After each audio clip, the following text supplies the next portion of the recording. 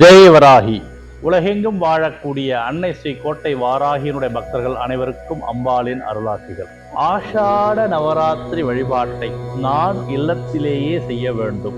அதற்கான பூஜை முறைகள் என்ன, என்ன விதமான பாராயணம் செய்யணும், எப்படி மந்திரம் ஜபம் செய்ய வேண்டும், எப்படி பூஜை செய்ய வேண்டும், என்னவெல்லாம் வைத்து பூஜை செய்ய வேண்டும்.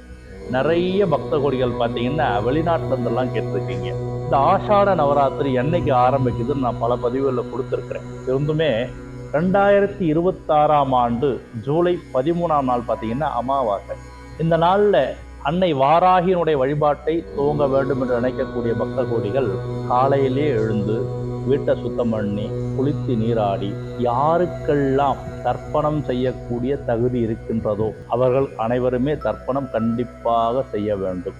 எங்களுக்கு அந்த மாதிரிலாம் இல்லைங்க, எங்கள் அப்பா இருக்காங்க, அம்மா இருக்காங்க, நான் தர்ப்பணம்லாம் கொடுக்க வேண்டும் என்ற நிலை இல்லை என்று சொல்லக்கூடிய பக்த கோடிகள் ஒரு 5 பேருக்காவது அன்னதானம், தண்ணி வாங்கி கொடுத்து அன்னதானம் கொடுக்கும். இதுதான் ரொம்ப முக்கியம். அதை செய்துவிட்டு உங்களுடைய குல தெய்வத்தின் ஆலயத்திற்கு சென்று வழிபாடு செய்ய வேண்டும். வாய்ப்பில்லாதவர்கள் நீங்கள் இருக்கக்கூடிய இடத்திலேயே அல்லது வீட்டில் கூட பார்த்தீங்கன்னா ஒரு இடத்தை நியமித்து அந்த இடத்துல உங்களுடைய குல தெய்வத்திற்கான கோலம் போட்டு தீபம் ஏற்றி வைத்து அந்த குல தெய்வத்திற்கு மஞ்சள் நீரும் பானகமும் வைத்து வழிபாடு செய்ய வேண்டும். இல்லை எனக்கு ஆலயம் சென்று வழிபடக்கூடிய வாய்ப்பு இருக்கிறது என்கின்ற பக்த கோடிகள் நீங்கள் ஆலயம் சென்று அம்பாளுக்கு எந்த மாதிரி நீங்க பூஜை பண்ணுவீங்களோ, எந்த மாதிரி நீங்க படை உழைப்பீங்களோ அது மாதிரி வைத்து அந்த அம்பாளுடைய மடியிலிருந்து எலுமிச்சங்கனியை வைத்து வீட்டுக்கு எடுத்து வந்து நீங்க பூஜையில வச்சுக்கலாம். சரி, இதையெல்லாம் நடைமுறையில காலையிலேயே முடிஞ்சிடும். அப்போ நீங்க ஆஷாட நவராத்திரி வழிபாடு செய்யணும்னா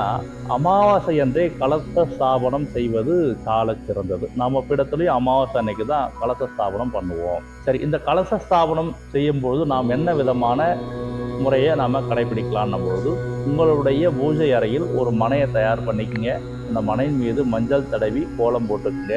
அதன் மீது ஒரு வாழை இலை பரப்பி பச்சரிசியோ அல்லது நெல்லோ பரப்பி கலசத்துக்கு தேவையான பாத்திரம் எடுத்துக்குங்க. அந்த பாத்திரத்தை அலங்காரம் செய்வதற்கான மஞ்சள் குங்குமம்லாம் தயார் பண்ணிக்கோங்க.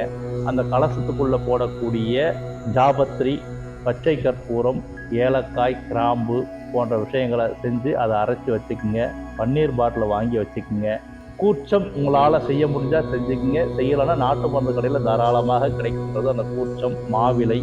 அதோடு பார்த்தீங்கன்னா கலச தேங்காய் வைத்து அந்த கலச தேங்காய்க்கு குங்கும மஞ்சள் வைத்து அலங்காரம் செய்து கொள்ளுங்கள்.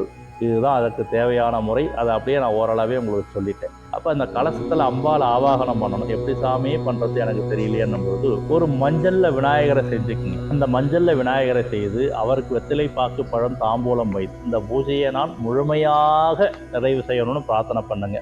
அப்போது கலசத்தில் வாராகி மாலையில 2வது பாடல், தோராத வட்டம் முக்கோணம் ஷட்கோணம் துலங்கு வட்டத்து ஈராழெழுத்து ரீங்காரம் உள்ளிட்டதடவே ஆராதனை செய்து அரிசித்து பூஜித்து அடிபணிந்தால் வாராதிரால் அல்லை போலை நாண வாராகியுமே என்று மனதார உருகி 21 முறை பாராயணம் செய்து அம்மா இந்த கலசத்துல எழுந்தருளி எங்களுடைய பூஜையை நீங்கள் ஏற்றுக்கொண்டு எங்களுக்கு வேண்டிய வரங்களை அருள வேண்டும் தாயே என்று மனமாற உருகி பிரார்த்தனை செய்து போற்றிகள் பல படித்து அம்பாளை மகிழ்வித்து இறுதியாக அந்த பார்த்தீங்கன்னா அமாவாசை அன்னைக்கு சர்க்கரை பொங்கல் நெய்வேத்தியமும் பானகமும் வைத்து வழிபாடு செய்யுங்கள். அம்பாளை பிரார்த்தனை செய்யும்போது அம்பாள் திருவுள்ளம் கொண்டு உங்களை ஆசீர்வதிப்பால், அரவணைப்பால், காத்து ரட்சிப்பால் என்றால் அது மிகையல்ல. வினை எதுவாயினும் வேறொருப்பால் கோட்டை வாரா என்ற திருநாமத்திற்கிணங்க அன்னையினுடைய பிரபாவம் சொல்லவும் பெரிதே. நம்முடைய பக்த கோடிகள் இந்த அளவிலே முதல் நாளில் கலசத்தை நிறைவு செய்து பூஜையை நிறைவு செய்து அடுத்தடுத்த பதிவுகளில் அடுத்தடுத்த நாளில் என்ன பூஜைகளை செய்யணும்னு நான் கொடுக்குறேன். ஜெய்வராகி நம்முடைய வாராகி பக்தர்கள் ஆள்வோர் தழைத்து அருகது போல் வேரூன்றி மூங்கில் போல் கிளை கிளைத்து முதியாமல் வாழ்ந்திருக்க வேண்டும் என வாழ்த்தி அமைகிறேன். ஜெய்வராகி.